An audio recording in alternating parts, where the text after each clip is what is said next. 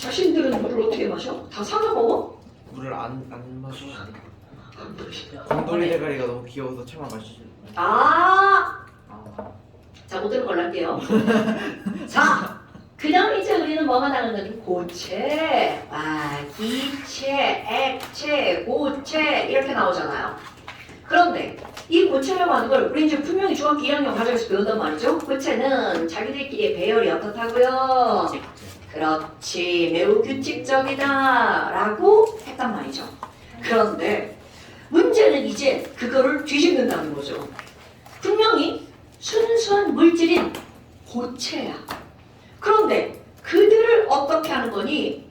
두 가지로 분류합니다. 배열이 규칙적인 고체와 그렇지, 규칙적이지 않은 고체. 그래서 아니 그런 걸 우리 뭐라고 부르니? 결정이라는 말은 되게 많이 들어봤죠. 결정 그냥 고체 덩어리예요. 근데 이 결정이라는 말은 어떤 거에다 쓰는 거냐면 규칙적으로 배열된 고체 덩어리, 이런 걸 결정이라고 하는 거야. 그러니까 그게 이온 결합이면 이온 결정, 금속 결합이면 금속 결정, 그런 식으로 표현을 한다는 거죠. 그런데 그 결정을 우리는 결정성 고체와 아니를 비자 비결정성 고체, 이렇게 두 가지로 나눠 본다는 거야. 그런데 얘네 둘은 차이점이 딱 그거 하나야. 배열이 규칙이냐 불규칙이냐. 오, 그럼 결정성 고체는 그림은 못 그리지만 한번 이렇게 그려봐요. 자, 이렇게 되어 있다고 쳐봐. 그런데 비결정성 고체는 어디는 다닥다닥 붙어 있는데 어디는 좀 멀고 더 멀고 이런 식으로 되어 있다는 거죠. 야, 도대체 이 불규칙적인 배열과 규칙적인 배열은 무엇이 다를까? 딱 하나가 다릅니다. 이건요, 아니 얘 봐봐요. 여기랑 여기랑 졸라 가깝고 다 똑같이 가깝죠. 그러면 그들 사이에 작용하는 인력의 크기가 그렇지. 그런데 얘는 여기는 가까우니까 나는 강해. 근데 여긴 좀 멀어. 나는 약해. 그럼 이들은 인력이 약하고 인력이 강하잖아. 그럼 이들을 가열해서 액체로 만들 때 여기는 온도가 낮아, 여기는 온도가 높은 곳에서 녹아버리겠죠. 오, 그럼 얘네들은요, 다 똑같은 온도에서 녹아버리겠죠. 그럼 얘네들은 가열을 했어요. 온도가 올라가겠죠. 올라가다가 일정하면 녹고 있구나. 다 녹으면 또 올라가죠. 그래서 우리가 이것을 뭐라고 부른다고 배웠어? 녹는 점. 오케이, 이용해 라고 배웠단 말이죠. 근데 문제는 이놈인겨. 아니 너는 뭐냐? 얘는 가열하면 온도가 올라가요. 근데 살짝 꺾이는 듯 하더니 계속 올라가다가 또 이런 식으로 변화나는 거죠. 이것은 배열이 불규칙적이기 때문에 입자마다 그들 사이에 작용하는 인력이 다 다르다는 거겠죠. 응? 그럼 뭐야? 얘네들은 도대체 어떤 거니 자연계상에도 있나요? 당연하죠. 그런데 우리가 인위적으로 만드는 경우도 있단 말이죠. 그럼 그게 이제 가장 들고 맨날 비교해서 나오는 게 뭐가 있냐면, 너네 크리스탈 이런 거 알아요? 크리스탈? 크리스탈은 우리 과학적인 말로 하면 석영. 일반적인 석영. 자, 책에 그림 보세요. 왼쪽. 자, 일반적인 석영의 그림은 그렇게 겁나 이쁘게 규칙적으로 배열되어 있는 거야. 근데 이 석영을 녹여요. 녹여가지고 이거 1610도입니다. 이렇게 쓰는 거 봐. 막 동그랗게 하나 빼먹어. 녹는 점이 1610도인데 몰라도 돼요. 중요하지 않아? 그럼 이런 것들을 녹여서 석영 액체를 만들었어. 그런데 이것을 어떻게 할 거니? 얘들을 갑자기 확 식히잖아? 그러면 식어가고 있는 도중에 갑자기 확 식히면 식히는 곳에서 가까운 쪽은 에너지를 많이 잃어버리죠. 그런데 안쪽은 에너지를 버릴 시간이 없었어. 그럼 어디는 가깝고 어디는 멀게 식어버린단 말이죠. 그래서 비결정성 고체가 돼. 그런데 일부러 그렇게 만들어서 그걸로 유리를 쓰는 거야. 그럼 유리라고 하는 거는 차이점. 지금 여기 있는 애는 충격을 가했어. 띵 하면 바로 여기 약한 곳은 금이 가겠죠. 그런데 강한 곳은 안 깨지겠죠. 그러니까 이렇게 만들어 놓으면 유리에 충격 가면 금방 가고 안 깨져. 근데 얘네는 어떻다고? 그럼 하나 깨지면 와장창 깨져버리는 거죠. 그래서 우리 필요에 의해서 이런 걸 인위적으로 만들어 버리는 거죠. 됐어요? 엄마, 그럼 이런 거 말고 또 뭐가 있니? 적용유리 말고 너네 엿 알아요? 엿 먹어라 할 때 그 엿? 진짜입니다. 물엿이라고 하는 엿 있죠? 까먹어도 돼. 그 다음에 또 니네들이 알고 있는 거 뭐가 있나? 플라스틱, 고분자 화합물들 있죠. 이런 것들은 다 비결정성 고체. 그 다음에 이런 거 이런 거 되게 어려운 단어인데 혹시 악교 이런 거 알아요? 악교? 그 촌농 비슷한. 맞아요. 이 악교가 당나귀 위에 물렁뼈를 가지고 뭐 7번인가 고아가지고 만든 한약 재료래. 그래서 얘가 굉장히 끈적끈적하대. 그러니까 이거를 먹으면 사람의 물렁뼈가 튼튼해진대. 겁나 웃기지 않냐? 당나귀 걸 먹어가지고 튼튼해진대. 한약 재료예요 진짜로. 근데 이제 우리 언어적으로 보자면 악교는 끈적끈적한 풀을 악교라고 부릅니다. 근데 뭐 여하튼 이런 것들 그렇대. 이거 까먹어도 돼요? 이것만 기억하면 돼. 적용률이. 자, 이런 거 하나만 결정성 고체와 비결정성 고체에서 녹는 점 하나만 다른 거야. 나머지 것들은 중요한 의미가 없다는 거죠. 그런데 우리 결정성 고체와 비결정성 고체를 나누었는데 또 나눌 게 있습니다. 그들의 결합 방식에 따라 나누는 거죠. 그래서 나오는 게 바로 뭐는 거니? 결정의 종류를 따질 때 너네 이온 결정 들어봤나요? 네. 자, 이온 결정은 무엇으로 이루어진 거야? 그렇지. 이온 결합으로 이루어진 이온 결정이죠. 그럼 얘네들은 구성 단위가 뭐니? 당연히 이온 결정의 구성 단위는 뭐겠어요? 금속? 비금속. 조금 더 구체적으로 써볼까요? 금속 누구랑? 양, 이온이랑.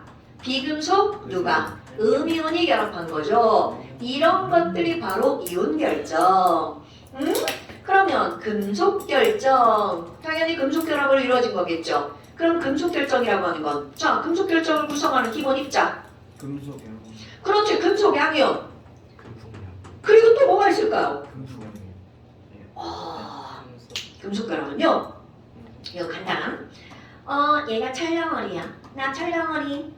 그럼 철은 원자번호 26번, 4주기, 원자가 전자 2개. 그럼 얘네들은 껍질 4개에다가 바깥쪽에 원자가 전자 몇 개가 있는 거야? 2개가 있죠. 그럼 이렇게 가지고 있으면 안정해, 불안정해? 불안정하죠. 그러니까 이 중심에 있는 26개 양성자, 원자 핵들이 야, 니네 바깥에 전자 2개 꺼져. 니네 때문에 불안정하잖아. 그래서 여기 있는 전자는 버림받아요. 그럼 어떻게 해? 주인님 나가라는데 나가야지. 자, 나왔어. 그런데 나오고 보니 오싸 졸라 좋아. 자유로운 전자가 만들어지죠. 그렇지. 그러면 철덩어리 안에는 철 원자 상태로 존재하는 게 아니라는 거죠. 그래서 또 다른 철도 마찬가지로 Fe+랑 얘들이 버린 자유전자가 돌아다니는 거죠. 근데 만약 자유전자가 삐져가지고 나갈 거야 이러면 여기 플러스랑 서로 밀어내니까 막 뿔뿔이 흩어지겠죠. 철덩어리 존재 불가능. 그런데 착한 애, 에휴 버림받았는데 얘가 뭐라 그래? 이리 와, 내가 당겨줄게. 너도 당겨줄게. 그래서 금속 덩어리가 만들어지는 거야. 그렇다면 이런 금속이라고 하는 건 바로 어떤 거니? 금속 양이온과 그들이 버린 그렇지 자유전자 사이에 정전기적 인력으로 결합한 게 바로 금속 결합이랍니다. 그러니까 너네 봐라. 금속에는 자유전자가 있대. 그럼 자유전자의 진짜 원래 기본 정체는 바로 원자가 전자라는 거죠. 오케이? 그럼 나트륨은 원자가 전자가 하나니까 나트륨 양이온 하나당 원자가 전자도 하나. 그런데 마그네슘은 2+잖아. 그럼 얘는 양이온은 하나인데 자유전자는 몇 개? 2개. 그러니까 녹는 점이 어떨 수밖에 없어. 더 클 수밖에 없죠. 이 풀이만 끌어당기는 거니까. 그런 것들이 이제 너네 화학 원에서 배운 거고요. 아니 그런데 공유결합을 한번 생각해볼까요? 공유결합은 크게 몇 가지로 분류가 될까? 그렇지! 공유결합은 2가지로 구별이 되는데 99% 분자결정. 그럼 99%가 분자야. 그러면 1%는 바로 뭐라고요? 공유결정 또는 원자결정. 결합이라고도 부르죠. 그럼 공유결정인 이유가 뭐니? 공유결합 덩어리란 뜻이야. 그럼 얘네들은 공유결정이라고 하는 걸 구성 단위는 비금속, 이거 강조야 원자. 그러니까 공유결정을 이루는 기본 단위는 원자입니다. 그런데 분자 결정을 이루는 기본 단위는 당연히 뭐겠어요? 분자입니다. 근데 내가 여기다 뭐라고 쓸 거야? 비금속 분자 이렇게 쓸 겁니다. 오, 그럼 뭐야? 공유결정은 뭐가 있어? 흑연, 다이아몬드, 석영. 이거 우리 분자랑 상호작용하면서 얘기했던 거죠. 분자라는 건 아주 특수한 이름을 가지고 있는 거죠. 나눌 분자, 나뉘어진 입자라는 뜻이니까. 있고, 그럼 나머지 것들은 뭐가 있니? 자, 얘네들을 가지고 우리가 이제 공부를 할 때, 아니, 얘네들 녹는 점이나 끓는 점을 한번 봐볼까요? 이온 결합이라고 하는 건 이온 결합력 플러스 마이너스로 끌어당겨지는 거죠. 그러니까 얘네들 녹는 점이 상당히 높을 수밖에 없어요. 상온에서 100% 고체. 자, 이온 결합 물질은 녹는 점이나 끓는 점이 높아서 상온에서 100% 고체. 그럼 금속 결합 물질은요? 이것도 양이온과 자유전자가 전기력으로 결합하는 거야. 그러니까 이것도 높을 수밖에 없습니다. 그럼 얘네들도 역시 수은 빼고 다 고체. 오, 그럼 분자 결정은요? 우리 분자, 나뉘어진 입자가 된 이유가 뭐야? 분자와 분자 사이에 작용하는 힘이 강하기 때문이다, 약하기 때문이다. 약하기 때문에 나뉘어진 거죠. 너네 이거 나 곰돌이 대가리 이렇게 그렸어. 그럼 여기 당연히 이제 수수결합 할 건데 이거 절대적으로 강한 힘이 있다. 그러면 큰일 납니다. 좀 센 힘. 오케이? 그러니까 여기 약하니까 이들은 금방 떨어지죠. 그래서 이들은 낮아요.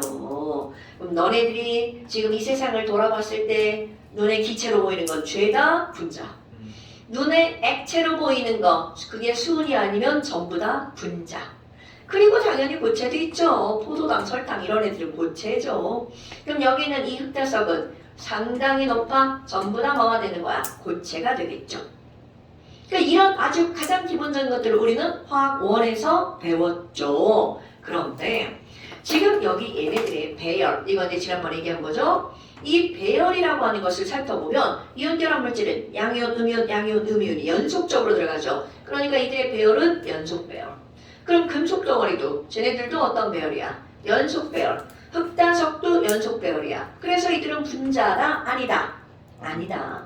그럼 여기는 이 분자만 연속 배열이 아니라 독립적으로 배열돼 있죠. 그렇기 때문에 이들은 녹는 점이 낮아서 이름 분자라고 부른다. 그리고 또 이들 전기전도성 한번 볼까요? 실제로 시험 문제는 전기전도성이 빼놓을 수 없는 단골 손님이죠. 전기전도성? 자 여러분, 우리 전기가 통한다는 건 뭔가 입자가 이동하는 거죠? 고체에서는 바로 전자가 움직이죠. 자유전자. 그럼 액체나 수용액에서는 이온.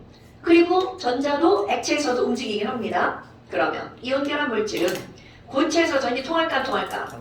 그렇지. 왜? 고체는 너무 다닥다닥 붙어 있으니까 이온이 있지만 움직일 수 없다는 거죠. 그럼 얘를 액체로 만들었어. 그렇죠. 그리고 물에 녹였어. 이온들이 살판 나죠. 물속에서 막 돌아다니죠. 그러니까 XOO. 그럼 금속은요? 당연히 자유전자 있죠? 액체가 애도 있죠? 근데 물에는 안 녹으니까 패스. 사실 물에 녹는 애도 있죠. 알칼리 금속. 걔네들은 뭐 예외적인 거니까 여기다 쓰지 않을게요.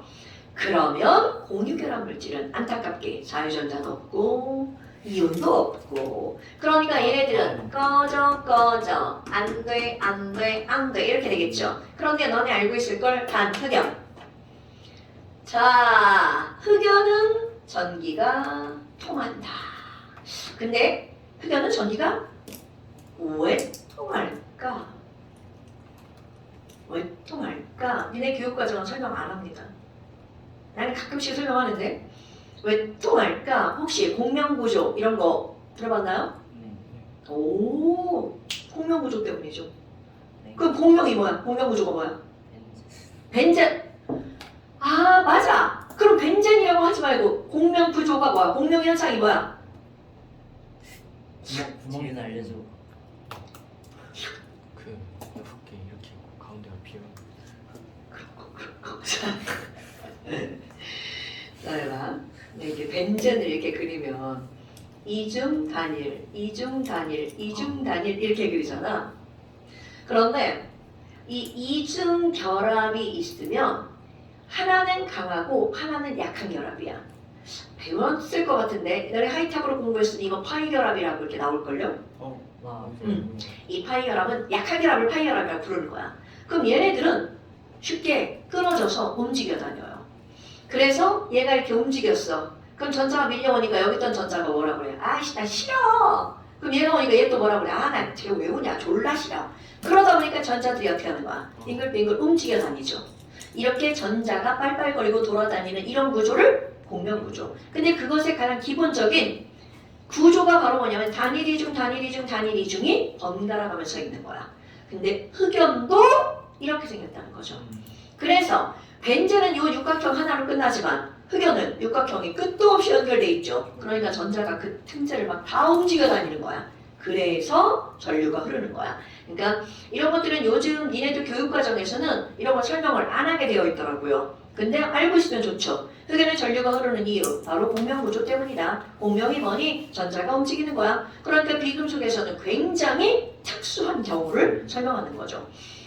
그럼 여기서도 사실 여기를 길게 설명했지만 이게 제일 중요한 겁니다. 수용액에서 분자가 물에 녹았을 때 전류가 흐르는 게 있어. 그럼 이 얘기는 원래는 공유결합 물질은 이온화가 안 돼야 되잖아. 그런데 이온화가 되는 거 물을 이온화가 된다고요? 여러분 순수한 물 전기 통해 안 통해? 슬프다. 안 통하죠? 순수한 물 전기 안 통하죠? 물 1리터는 1000ml죠? 1000ml면 이걸 4도시라고 쳐봐. 몇 g이야? 1000g이죠? 그럼 1000g인데 이거 몇 몰이냐면 18로 나누기 하면 55.5몰이에요. 그런데 물 55.5몰 중에서 얼만큼만 이온화가 되면 이온화가 되긴 됩니다. 0.000001몰만 이온화가 됩니다. 0.17개. 그쵸? 생각나는 거 없어? 0.7개. 10의 마이너스 7제곱몰. H 플러스 농도 10의 마이너스 7제곱몰 per 리터. OH 마이너스 농도 10의 마이너스 7제곱몰 per 농도. 이거 뭐야 이거? 그래 KW 학원 화학제 또 나와요. 그럼 이 숫자가 이렇게 나온 거야. 얘만큼만 이온화가 되기 때문에 저렇게 나오는 거예요 여러분. 그러니까 물은 이온화가 안 된다라고 보는 게 맞죠. 자 그런데 공유결합 물질이 물에 들어갔어. 물에 들어가기 전에 전기가 안 통해. 근데 쫙 쪼개지는 거야. 다 하는 거예요. 산의 정이 물에 녹아서 H 플러스가 생기는 거죠. 그러니까 단 삼자로 끝나는 건 통한다는 거죠. 염산, 황산, 질산, 아세트산 뭐 이런 것들 있죠. 얘네들 이온화가 됩니다. 이거 기억하셔야 돼요. 산으로 끝나는 건 전기가 통한다. 물론 이것만 있는 건 아닌데 이 정도만 기억하고 있으면 너네들이 된다는 거죠. 자, 이렇게 얘네들은 가장 단순한 거야. 근데 이번에는 어떤 걸로 할 거니? 아니 고체, 결정, 배열이 규칙적이라며. 그런데 그들이 어떻게 규칙적으로 쌓여 있을 거니? 이제 막 선생님 봐봐. 졸라 단순하게 막 이렇게 쌓아놨잖아. 그러면 저거를 구체적으로 어떻게 쌓여 있을 거니? 그래서 이제 한 장을 넘기면 뭐가 나와요? 이상한 그림들이 어디서 보고 왔죠? 이런 걸 결정구조라고 합니다. 여기까지는 그냥 말로 풀어 쓰는 건데 여기 결정구조 한자를 2번 다 썼어. 결정구조 얘는 어떤 걸 생각하면 되냐면 요즘에 이제 집에 귤이 많잖아요. 그래서 귤을 엄마가 보통 한 상자 막 박스로 사다 놓으시잖아요. 그럼 그 귤을 들고 장난을 한번 해보는 거야. 동생이랑 야 우리 귤 좀 쌓아볼까? 귤을 차곡차곡 쌓아볼까? 그러면 유딩한테 그런 미션을 주잖아요. 그럼 우리 유딩은 어떻게 쌓냐면 귤 하나 또 나와 귤 하나 유딩이야 유딩 귤 하나 또 귤 하나 이렇게 쌓죠. 그리고 다음 층 2층 귤을 귤 위에 귤을 넣어놓죠. 또 귤 위에 귤을 넣어놓고요.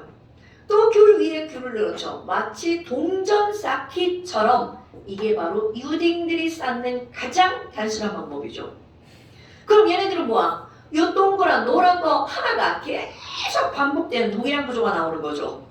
그럼 이렇게 이거 양형 생겼지? 이렇게 요렇게 이웃등이 쌓아가지고 중간에 빈 공간 졸라 많아. 그럼 이렇게 과일이 쌓아서 왔어. 그러면 질소 과자와 동일한 그런 배열이죠 이게. 그래서 이렇게 쌓는 걸 우리는 야 졸라 단순하게 쌓았네. 자 단순하게 쌓아 올린 입체 방향 이런 거를 단순 입방 구조라고 합니다. 이 입방이라고 하는 건 입체 방향 배열 왜 지랄이야? 기범이 그 항공포증 있어서 그래. 어머 슬퍼요. 진짜 왜 이게 이상한 게 뭐야? 아니 그건 아닌데 응. 불편해요. 아 그래? 근데 그거 심리적인 거 아니야? 아니 모르겠어요. 오. 아니 이건 이상한데. 그냥 난 괜찮아. 난 괜찮아. 저런 것 따위 뭐 내가 다 이길 거야. 아 너무 슬퍼요. 막 파악할 때마다 입장하는데 아 어떻게 빨리빨리 한 거 없애야겠다. 자 그렇다면 이런 단순 입방이라고 하는 건 요 원 하나 원이 아니지 구 하나 입자 하나가 계속 반복되는 거죠. 네. 그래서 이거는 단순 입방을 우리는 영어로 뭐라고 하냐면 똑같아. 단순하다는 건 뭐야? 심플하죠.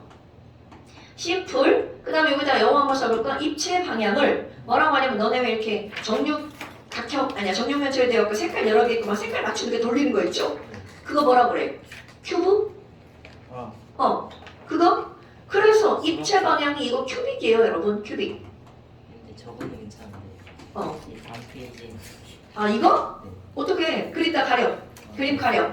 자 이런 거를 우리는 simple cubic structure라고 부릅니다.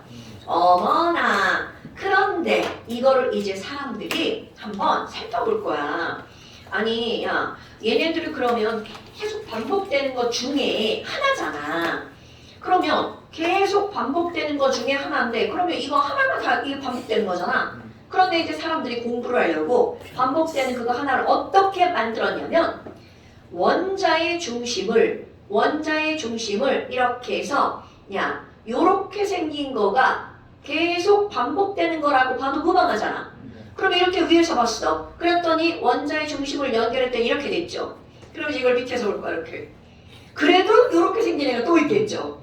여기서 봐도 이렇게 생긴 애가 또 있겠죠. 그럼 얘네들은 하나, 둘, 셋, 넷, 다섯, 여섯. 아, 그럼 얘네들을 입체 모양으로 한번 그려볼까? 자, 그림을 잘 그립니다. 이렇게 해서 입체 모양으로 이렇게 나타내버리면 여기 있는 자, 이 원의 몇 분의 1만 여기 꼭지점에 들어가 있는 거야. 지랄하니 8분의 1이죠. 이것들이 지금 이게 무슨 너무 싫어. 자 그러면 너네 봐봐. 요만큼의 입자가 들어가 있죠. 그럼 얘가 8분 입체잖아. 입체 이렇게 자 연결해봐 이렇게 자 연결되는 거죠. 그러니까 위로 4개 아래로 4개 중에 하나니까 얘네들 8분의 1이죠. 아하 그럼 뭐야 여기 하나 자 그리고 못 그리니까 여기에 하나 또 여기에 하나 저쪽에 하나 아이고 뒤에도 있네 안 보이는데 이렇게 그리고 저 뒤에 안 보이는데 하나 여기 하나 여기 하나 여기 하나 자 그러면 이렇게 된 것들이 반복하면 바로 이런 모양이 만들어지겠죠. 그래서 이렇게 계속 반복되는 것들 중에 가장 작은 거 하나를 일컫는 단어 하나 단자 이런 걸 단위세포라고 부르죠. 그렇다면 이 단위세포 속에 들어있는 입자수는 몇 개니? 한번 재볼까요? 자, 이 입자수는 8분의 1짜리가 8개. 그렇지 각각의 꼭지점에 하나씩 들어있죠. 그럼 얘네들은 이렇게 퍼뜨려 놔봤자 아까 얘기한 거잖아요. 이거 구 하나가 계속 반복되는 거죠. 그러니까 여기는 입자 몇 개밖에 안 들어있는 거야. 하나밖에 안 들어있죠. 자 그런데 이거를 가지고 우리 뭐를 한번 해볼 거니? 야, 근데요, 선생님, 이거 정육면체잖아요. 정육면체잖아요. 이거 다 붙여서 그렸어야 되네. 다 떨어뜨리고 그랬네. 자, 정육면체잖아요. 아니, 그러면 도대체, 아까 봐요. 우리 유딩 동생이 쌓았는데 빈공간 졸라 많아요. 이거 막 질소, 여기 막 질소 과자예요. 그렇다면, 이 전체 정육면체 중에서 요렇게 쌓았을 때, 과연 이 노란 과자가 몇 퍼센트 공간을 차지하고 있는가? 이런 거를 우리는 뭐라고 부르냐면 그 입체가 공간을 채우는 비율이 얼마나 되니 말 졸라 어려워 씨. 공간 채움 비율이야. 어머. 그러면 일단 뭘 구해야 돼? 육면체의 부피를 구해야 되겠죠. 그럼 육면체의 부피는 자 얘는 이렇게다가 붙어 있는 거야. 여기 이거 동그라미 입자의 반지름이 R이잖아요. 근데 여기도 R이잖아요. 그럼 육면체 한 편의 길이는 2R. 오케이. 그럼 이 육면체 전체는 2R의 몇 제곱이 되는 거야? 3제곱이죠. 그럼 조금 아까 그 9가 몇 개밖에 안 들어있다는 거야? 하나밖에 안 들어있죠. 그러니까 그 9의 부피 3분의 자, 파이 R 세제곱이죠. 그리고 비율이니까 곱하기 100을 한번 해볼까? 아마나 대략 하잖아요. 이거 반 조금 넘어갑니다. 52%. 비율도 잘못했어. 그러니까 너네 봐봐. 이렇게 어딘가에 과자가 쌓여져 있는 실제로 과자 이렇게 쌓여있어. 막 플라스틱 통에 뭐 초코칩 쿠키 뭐 이렇게 빈 공간이 겁나 많다는 얘기죠. 그래서 이런 단순히 빵은 효율성이 떨어지죠. 그럼 자연계는 효율성이 떨어지는 이런 배열을 절대로 많이 하고 있지 않겠죠. 하지만 이런 것도 있어요. 그럼 이번에는 유딩 아니고 이제 조금 초딩 고학년한테 야, 너 좀 한번 귤 좀 싸봐 그러잖아? 그러면 1층은 똑같아요. 이렇게 쌌어. 그런데 이제 이 언니가 야, 아니 너 좀 그렇잖아. 이렇게 막 돈 좀 쌓기 이렇게 올리다 보면 넘어지잖아. 그러니까 나는 어떻게 할 거냐면 여기 가운데 쏙 들어갔잖아. 땡. 나 이렇게 쌓을 거야. 상상되죠? 그러니까 한 칸을 쭉 쌓아놓고 가운데 이렇게 푹 들어간대. 뽁 이렇게 되는 거야. 오케이?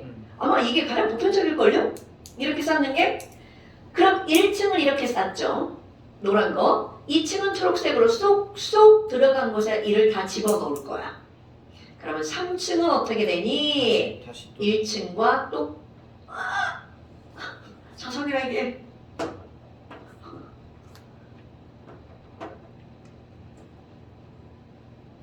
아니 여기 극집 써놓지. 그게 없어가지고 이거 하기 어렵잖아. 자 이렇게 됐어. 그러면 그 3층은 요렇게 아니 그럼 뭐야? 노란 거로만 따지면 이건 단순히 빵하고 똑같은 거잖아. 근데 그 단순히 빵의 중심에 뭐가 쑥 들어가 있는 거야? 입자 하나가 쑥 들어가 있죠. 와 그러면 얘는 이름을 뭐라고 부를 거니? 전체의 완전히 가운데 들어가 있죠. 이거를 몸체자, 몸의 중심에 들어가 있어. 체심, 입방, 구조. 그럼 몸이 영어로 뭐야? body죠, body. body, 중심이 centered, cubic structure. 그래서 어딘가에서 너네 보면 저거는 BCC 구조라고 치잖아요. 그러면 이 그림이 딱 나와요. 그럼 얘도 쟤처럼 한번 그려봐요. 에헤, 졸라 또 못 그리네. 책에 예쁜 그림 남아있으니까. 그럼 얘네들은 각각의 꼭지점에 안에 거 하나 먼저 그려야겠다. 자, 안에 중심에 이렇게 하나가 들어있죠? 그리고 얘네들은 아이씨 너무 크게 그렸나? 자, 중심에 하나가 들어있죠? 아니 뭐를 하려고 이렇게 하는 거 하려고.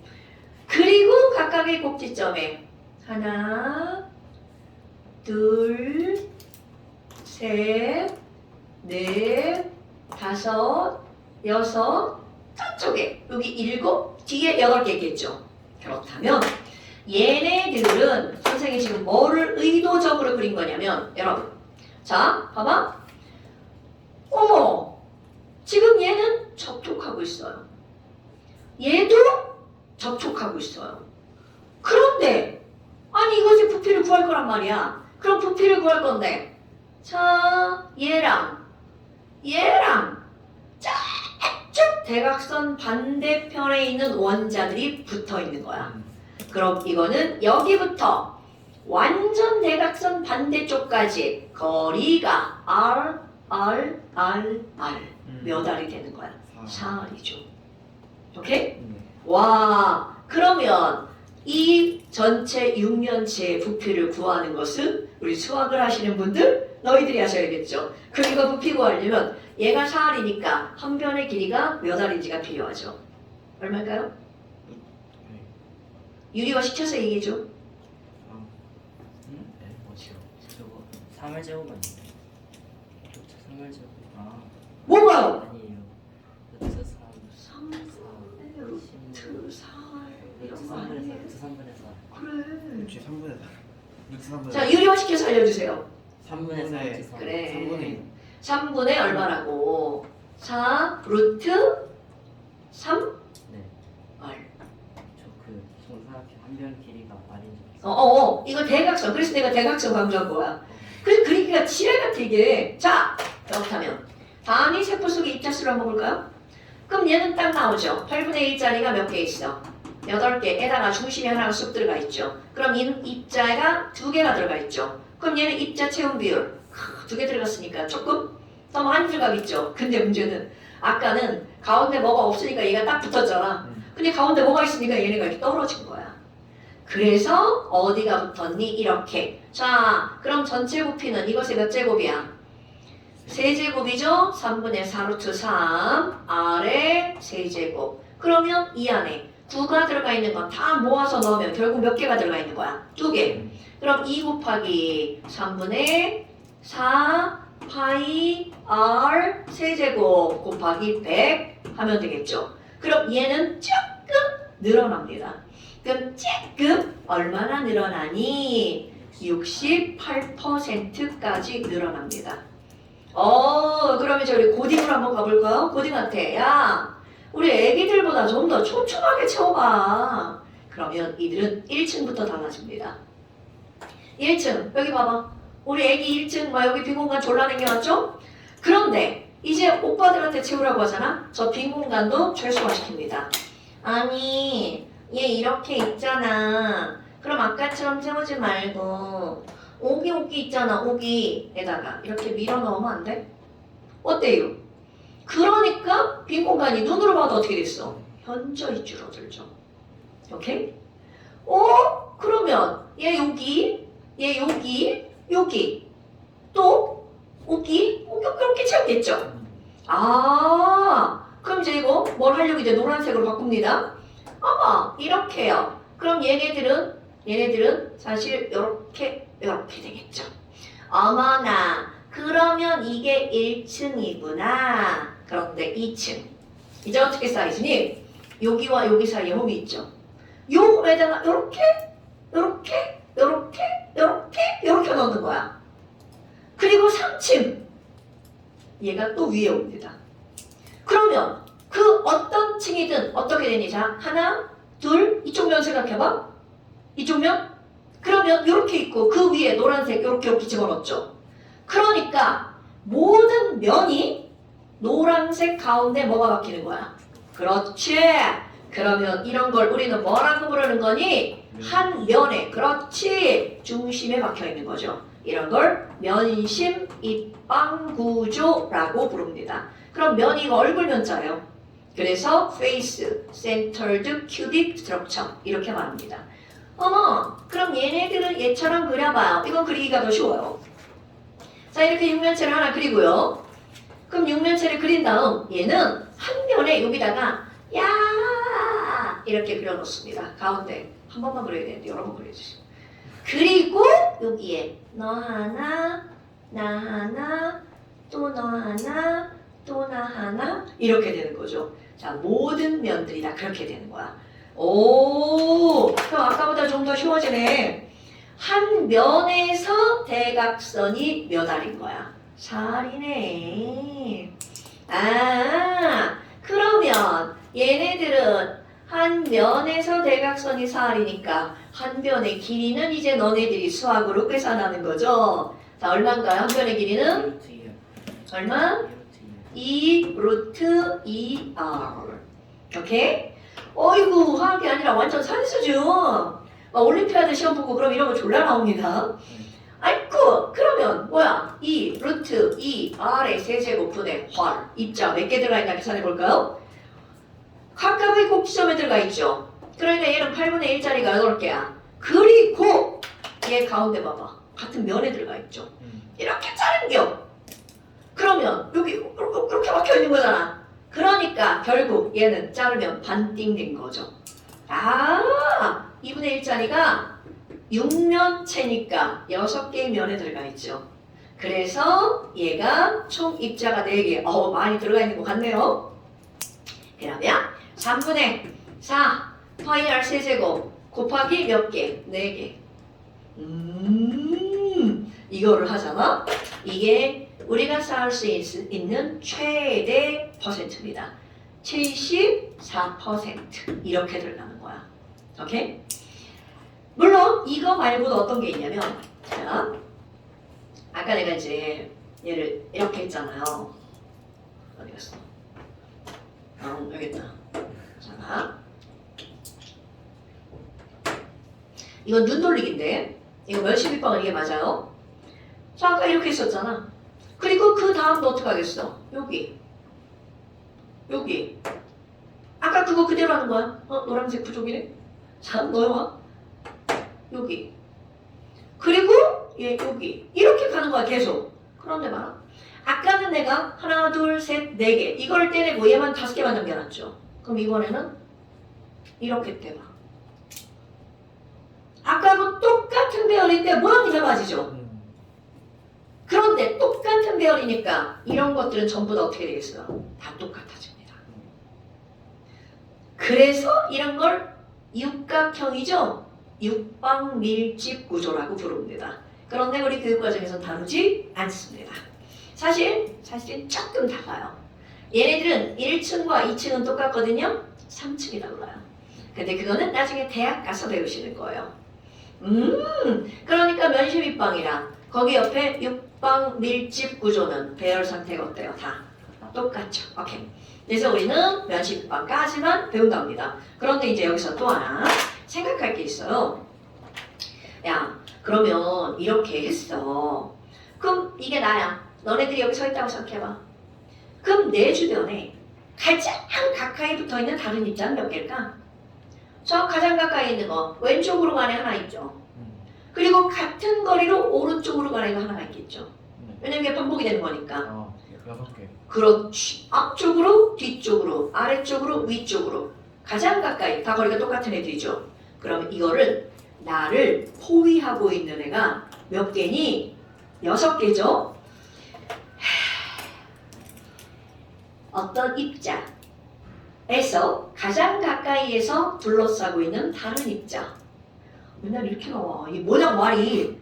옛날에는 그런 걸 뭐라고 불렀냐면 배위수라고 불렀어요. 이것도 대학 가면 배위수인데 내가 뭐라고 써놓지 않았어요. 난 배위수라고 써놨네. 싫어. 그냥 이렇게 나와 진짜로. A를 가장 가까이에서 둘러싸고 있는 또 다른 입자. 진짜 그렇게 나옵니다. 그게 몇 개냐? 미쳤지. 한글 사용하라고 그렇게 하는 거야. 이 배위라는 말이 영어로 바꾸잖아. 니네 다 아는 거. 왜 연예인들 있으면 연예인 가장 가까이에서 걔들 막 이렇게 화장 고쳐주고 막 옷하고 계속 데리고 다니는 애 있지.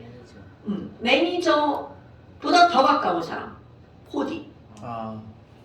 이게 영어로 coordinate 넘버야. 가장 가까이에 있는 걔를 포위하고 있는 넘버. 그러니까 영어라는 게 훨씬 쉬운 거야. 이런 건 배우는 조금 어렵긴 해요. 배우라는 단어가. 그리고 니네 교육 과정에 배우 결합이 사라져서 말이 그렇게 길게 나오는 거야. 막 여하튼 베이스라고 부릅니다.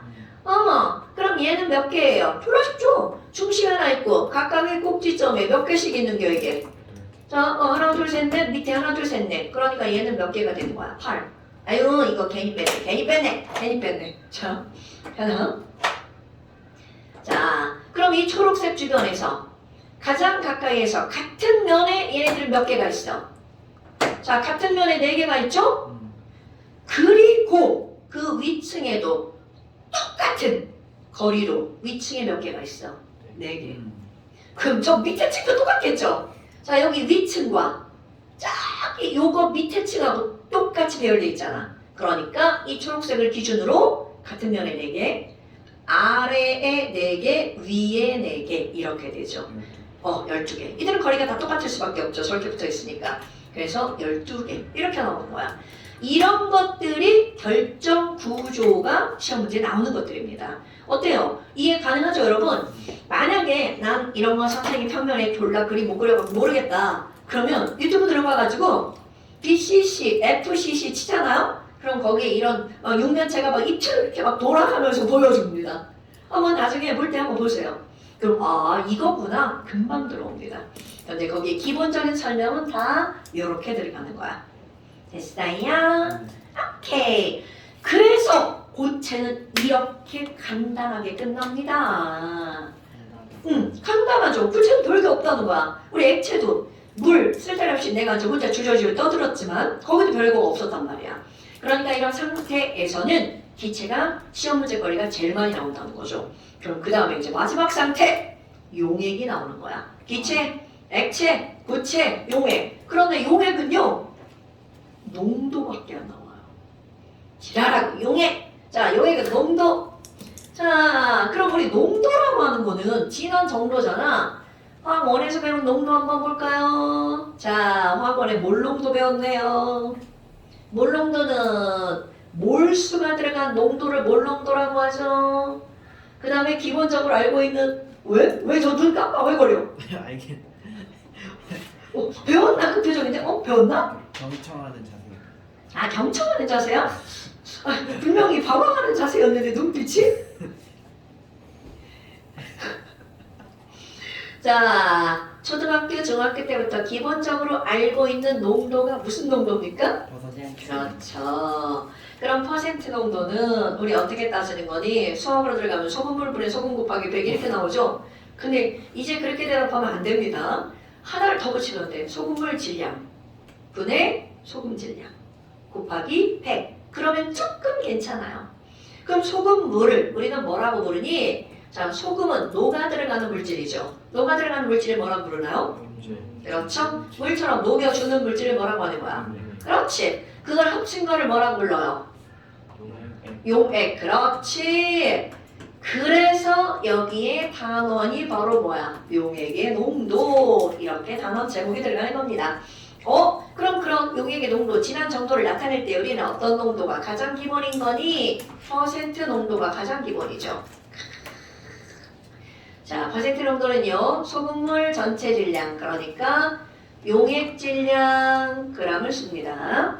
이거 분해 용질 질량, 이것도 g을 쓰겠죠. 그리고 이렇게 해놓으면 여기 숫자가 작아서 곱하기 100을 해서 숫자를 좀 키워버립니다. 곱하기 100을 했으니까 얘네들 뭐라고 하는 거야? 백분율이라고 부르죠? 그럼 얘네들 단위는 너네 다 알고 있는 거잖아. 당연히 퍼센트죠. 근데 너네 퍼센트 어떻게 나왔는지 알아? 100을 변형한 거예요. 000. 네, 001 이렇게 쓰는 거야.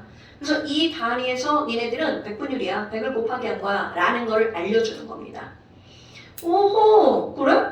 그러면 지금 여기 있는 얘 곱하기 100을 해서 이렇게 썼다고 그랬잖아. 곱하기 1000 있을까 없을까? 네, 1000분율이 있죠. 당연하죠. 그럼 얘도 동그라미 3개에다가 어떻게 하는 거야? 이렇게 하는 거죠. 이렇게 하는 겁니다. 그 곱하기 10의 6제곱, 곱하기 10의 9제곱 다 있죠. ppm, ppm, ppb, ppm 곱하기 10의 6제곱, ppb 9제곱. 그렇죠. 맞아. 그럼 도대체 왜 이렇게 곱하기를 자꾸 큰 걸 하니? 그 이유. 요것만 하면 숫자가 너무 작아서. 그러니까 야, 우리 물속에 중금속이 오염됐어. 그럼 그 중금속이 오염된 숫자가 매우 조금이어도 우리한테 치명적이죠. 그럼 그 조그만 숫자를 0.000000000 얼마 이렇게 쓰는 게 아니라 거기다가 10의 9제곱을 해서 ppb 단위로 쓰는 거야. 그러니까 이런 단위가 나오면 우리가 일상적으로 느끼기 좋게 공부하기 좋게 바꾼 거. 뭐야 이거? 자, 그렇다면 두 번째 이제 알고 있는 농도 뭐가 나오나요? 몰농도. 아하. 그럼 몰농도는 필요에 의해서 바꾼 건데요. 아니 여기 용질 질량이잖아요. 근데 설탕이나 소금의 질량이 뭐가 중요해요? 사람의 질량이 뭐가 중요해요? 사람의 개수가 중요하죠. 그러니까 개수가 중요하죠. 이 용질의 질량을 용질의 무엇으로 바꾼 거야? 몰수로 바꾼 거죠. 그리고 편의상 용액의 질량을 또 뭘로 바꾼 거야? 용액의 부피로 바꿨죠. 그러면 몰수는 단위가 mol이고요. 부피는 단위가 리터잖아. 그러니까 이의 단위는 뭐가 되게? 그렇지. 그럼 이렇게 단위를 두 개 쓰는 경우도 있고 나는 사실 이걸 먼저 합니다. 몰퍼리터. 그럼 뭐야? 이걸 한꺼번에 large m으로 쓰죠. 야, 아니 그럼 이런 거 봐봐. 어떤 애가 야 0.5몰 농도야. 그럼 이렇게 했어. 그럼 이게 무슨 말이니? 여기는 허 밑에는 일자가 생략된 거죠. 그러니까 분모.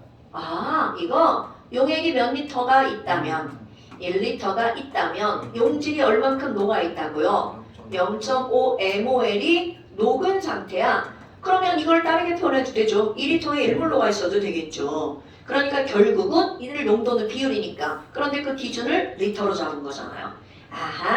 이런 거네. 그런데 오늘 봐봐. 이제 기호쓸 거란 말이죠. 몰농도는 large m이야. 자, 용액의 부피니까 V 쓰겠죠. 용질의 몰수니까 M 이렇게 쓰겠죠.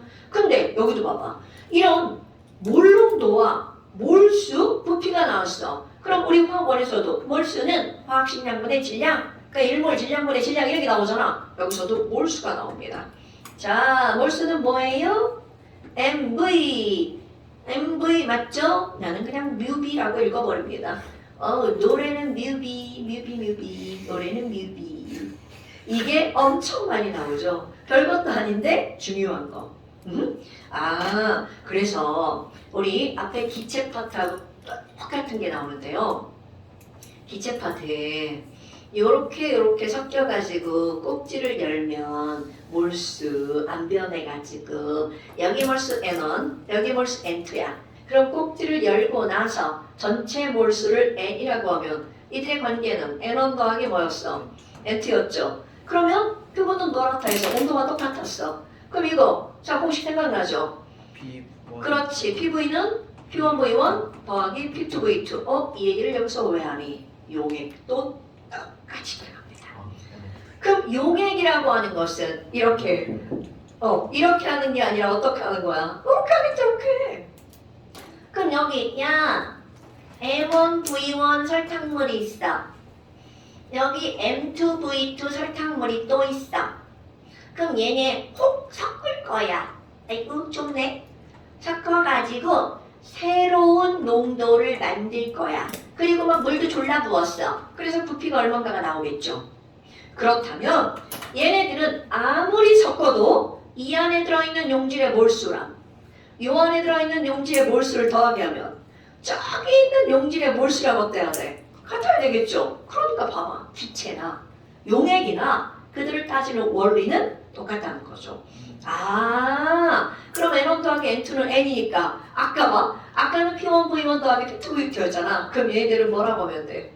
M1V1 더하기 M2V2가 섞은 후 MV랑 같다. 이런 아주 단순하지만 중요한 것들이 등장한다는 거죠. 그런데 여기서 기본 전제가 뭐야? 이렇게 혼합됐을 때 용질은 변한다 안 변한다?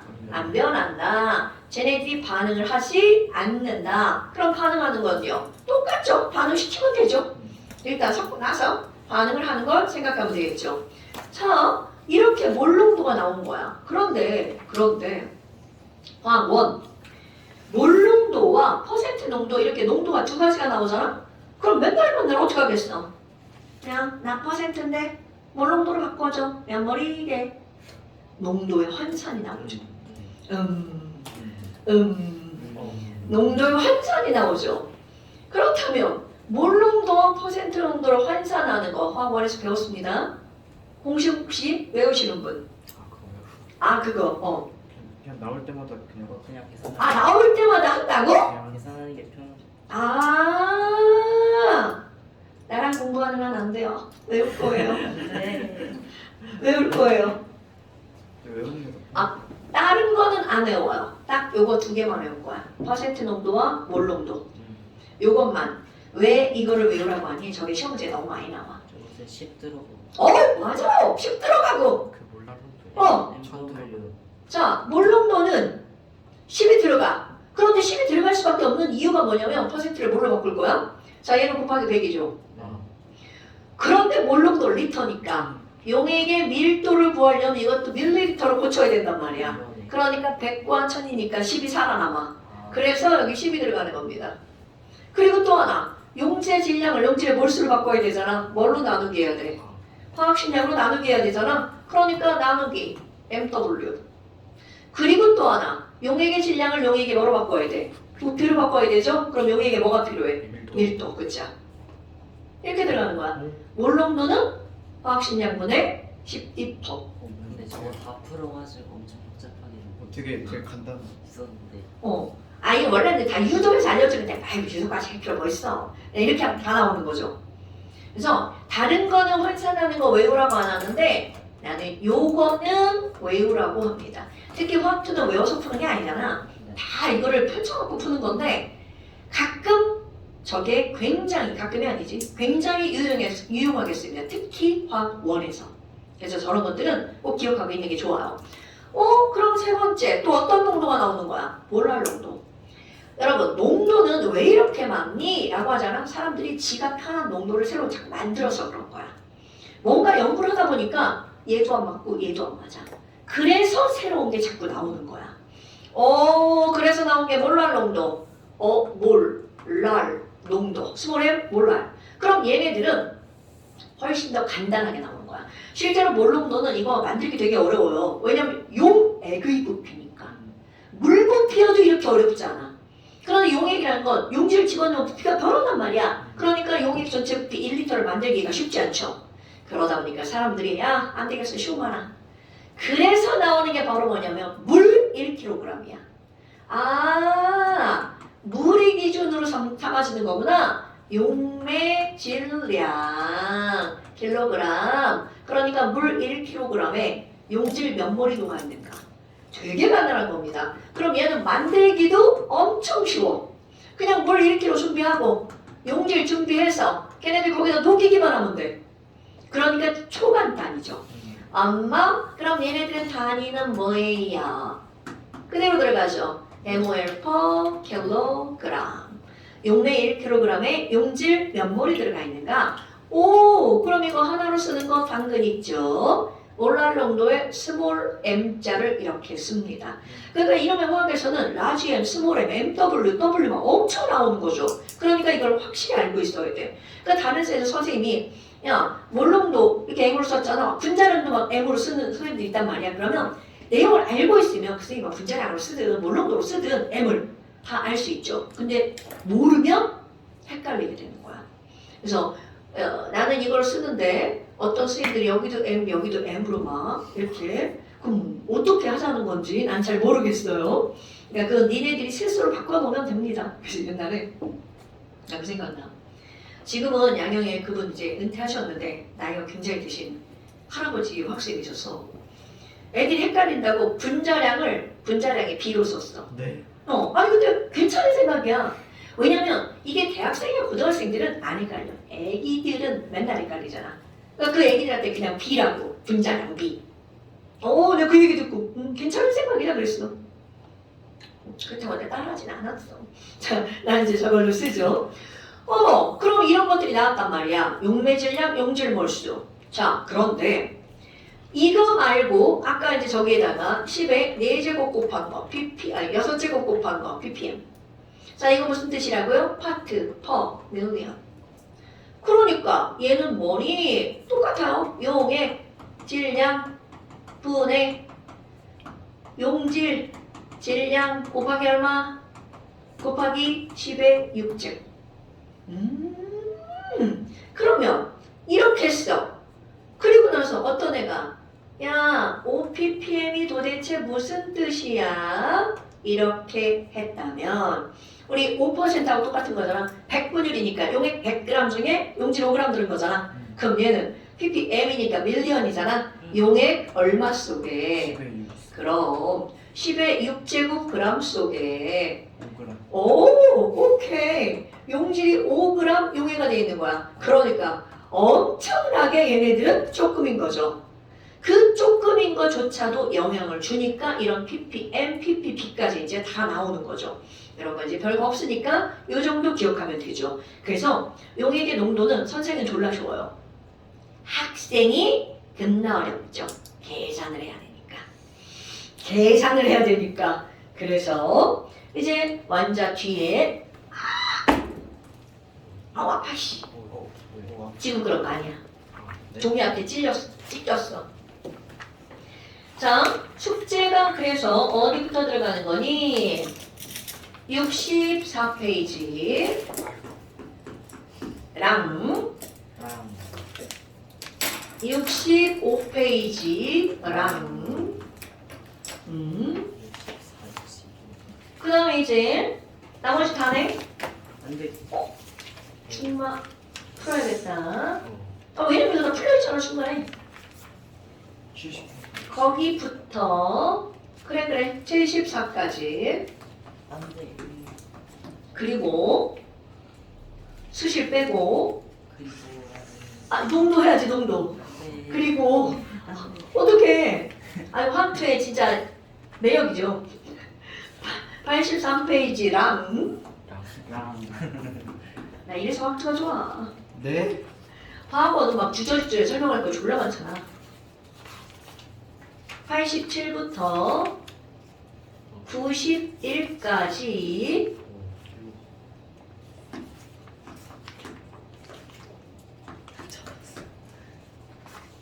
하나?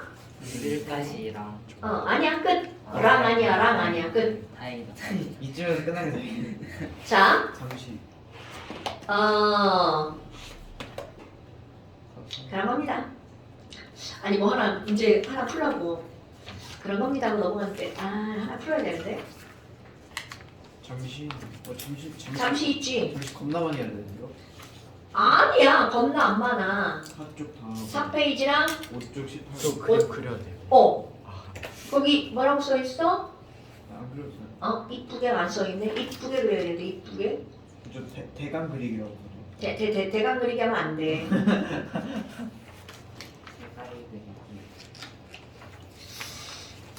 아니 뭐 숙제형 몇만 실고 가면 되지 뭐 틀리면. 여기 시험 치는데 하나 더 있네. 네. 거기다가 이제 아, 비상시에 거기다 시험 보는 거죠. 저 이거 원래 치유 쪽에다가 해야 되는데 앞쪽에 치유 쪽 말고 괜찮아. 뒤쪽에 치유 쪽. 전혀 상관없어. 자 그러니까 4페이지랑 잠시는 4페이지랑 5페이지 몇 번까지? 18번. 18번까지. 한 페이지가 넘어간다. 이거는 그 때문에 그래. 행복하다. 그 조금 많은 분량 아닐 걸 결코? 그 때문에 그런 거지. 자 이렇게 해서 이제 너네들이 여기를 했단 말이야. 네. 그런데 문제를 좀 풀어야 문제를 좀 풀고 가자. 네. 뭘 하나 풀으려고 할까? 어려운 거. 자, 88페이지 자료 2번 보세요. 왜냐면 지금 내가 그거 이제 한번 같이 풀어주려고 하는 거야. 자료 2번. 자료 2번. 자, 거기를 보면 한쪽에는 몰 농도가 나오고 한쪽에는 몰랄 농도가 나왔죠. 그러니까 이런 문제에서는 뭐 거의 100% 걔네들을 분석해서 비교하는 게 시험 문제 나오는 거야. 이런 건 너무나 중요한 과정이죠. 그렇다면 지금 여기 있는 얘네들 자료 분석에서는 자, 몰 농도가 몇 몰이 나왔어? 0.5몰. 와, 이게 문제가 지뢰 같은 게 뭐야? 가는 100ml고 나는 100g으로 알려줬잖아. 그러니까 여기에서는 이들이 비교를 할 때, 자, 제일 먼저 할 일, 바로 매질액을 분석한다. 내가 이렇게 표현하는데요. 매질액 분석하기. 그럼 이게 무슨 말이냐면 용매, 용질, 용액의 양을 다 분석해서 펼쳐놓는 거야. 그러니까 0.5몰 100ml잖아. 그러면 가를 야 얘는 매질액이 얼마인지 한번 써볼까? 그럼 용액이 몇 ml라고 한 거야? 100ml. 그럼 0.5몰이니까 와 노래는 뮤비다. 그러니까 미읍 0.5몰 곱하기 V 100ml 리터로 고쳐야 되겠죠. 0.1. 그럼 얘네들 몇 몰이 들어가 있는 거야? 0.05몰. 그럼 용매는 지금은 구별을 못한단 말이죠. 그럼 뭐야? 질량으로 고쳐볼까? 그러니까 몰이 나오면 질량으로 고쳐야 뭔가 비교가 되겠죠. 화학식량 40이다. 그럼 40이니까 0.05몰이면 몇 그램? 그렇지. 용질은 2g. 어머, 아니 그러면 용액이 밀리리터잖아. 근데 찌라라그 밀도를 알려줬네. 102g. 그자. 자, 여러분 밀도가 1.02 아까 얘기한 거 이거 단위의 중요성 그램 퍼 밀리리터라는 말이 무슨 말이야? 1ml가 1.02g. 그러니까 지금 여기 있는 100ml는 몇 그램? 102g. 와우! 그러면 이제 누구의 양을 구할 수 있어? 용매. 그렇지. 이렇게 분석하는 게 농도에서는 엄청나게 중요한 겁니다.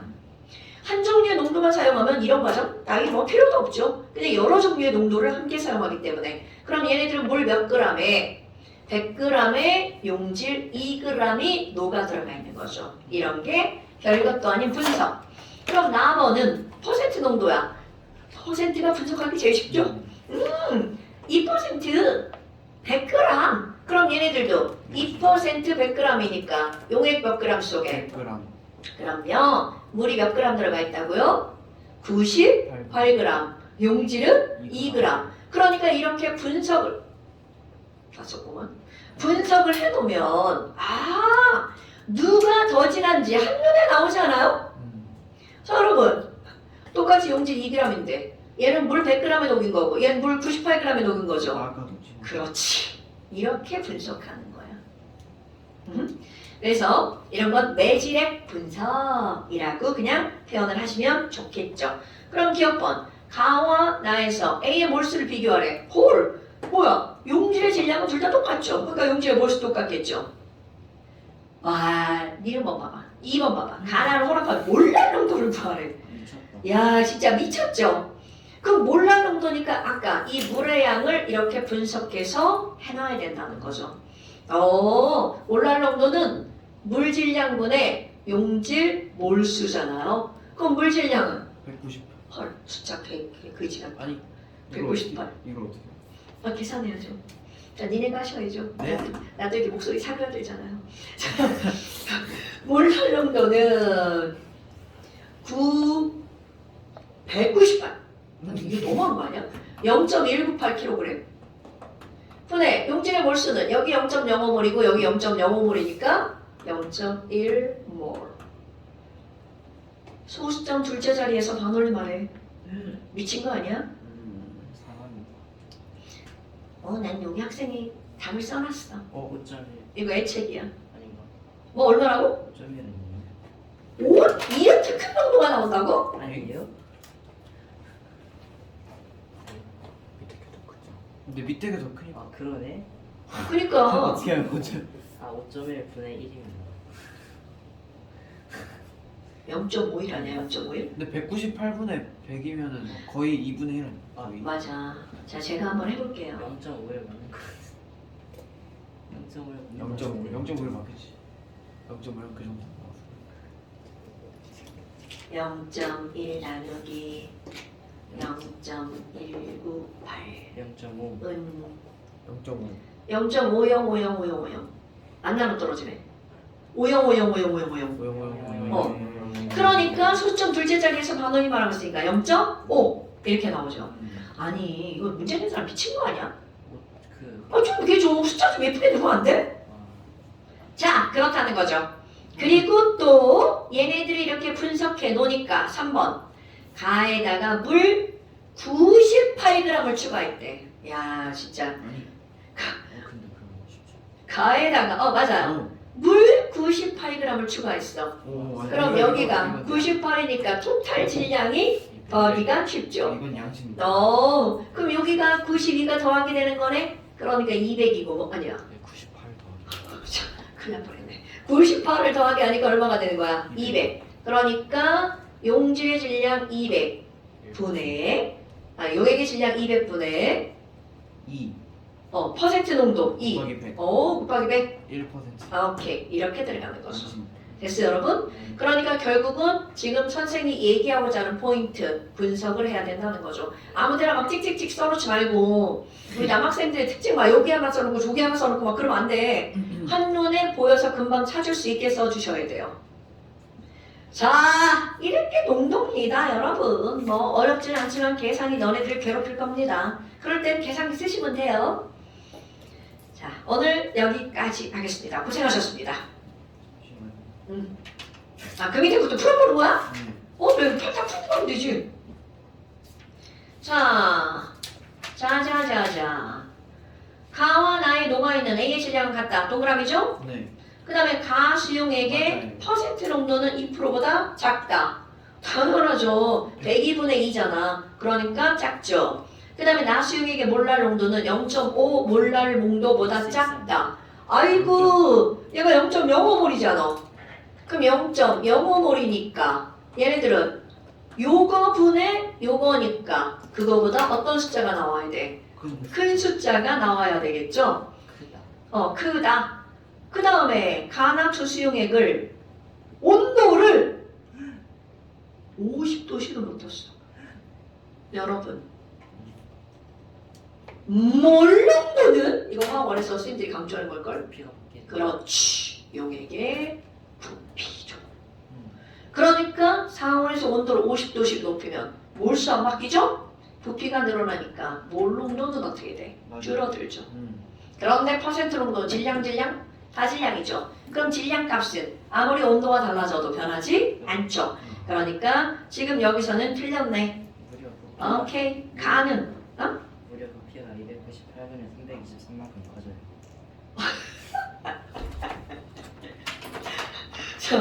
누가 숫자를 이렇게. 자, 됐나요, 여러분? 네. 오케이. 자, 여기까지. 고생하셨습니다. 아무것도 안 했는데 2시간이 지나갔어.